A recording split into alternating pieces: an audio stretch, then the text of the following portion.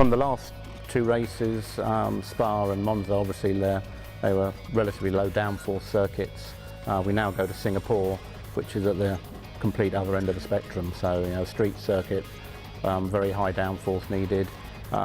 We have the soft and super soft tyres there. You know, the track characteristic is similar to Monaco. There's, you know, a lot less high-speed corners. There's only two corners where there's really combined lateral and longitudinal acceleration, and it's more about straight line acceleration and good traction. Singapore, although it's a night race, you know, the temperatures are always hot there, so it's always in the very high 20s or low 30s. You know, it does put quite a stress on the cooling systems on the cars. You know, we have to be very careful and make sure we get the engine temperatures under control, the earth systems under control. Also, with the nature of the track, it being sort of very start-stop racing with straight line traction, that also puts you know, a very high loading on the brake systems again. So, you know, the front brakes in particular take a real pounding there. So again, that's something we need to make sure is always kept under control.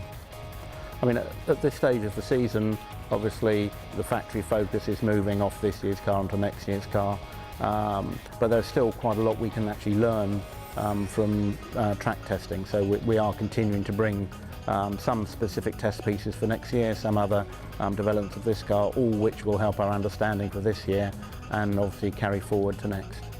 Yeah, Monza was a tough weekend for us all, but you know, we need to sort of regroup and refocus and, you know, keep on pushing. I mean, we treat every track as they come. You know, this has got quite a different set of challenges to the last ones, and we just need to keep on concentrating and pushing as hard as we can and get the best out of the package we've got.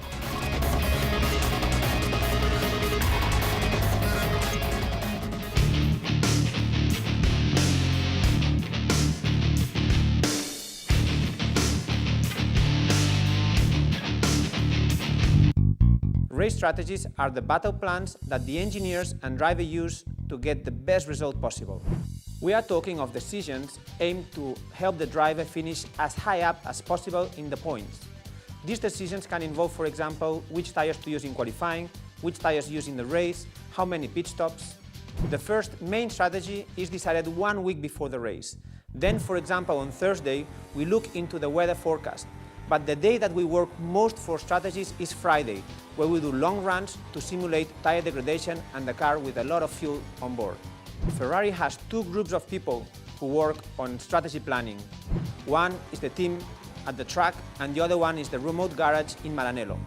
At the factory, a large group of people calculate options in real time, and they are in constant contact with the engineers and the team. The 2013 Spanish Grand Prix demonstrates a winning strategy. Everybody in the paddock thought that 3 pit stops was the right one to have, but our engineers thought that 4 was the right option. We started the race 5th and 9th, and we won the race in 1st and 3rd place. In the 2012 Canadian Grand Prix, we did not succeed. At some point, we were leading the race, but then to win the race, we had to extend a lot one set of tires, doing many laps in that set of tires. And at some point, there was a huge degradation, and Fernando Alonso was overtaken by 4 cars. In 2004, there will be other variables to play into account. The most important one, fuel consumption. The team will have to give a lot of information into the driver to take into account.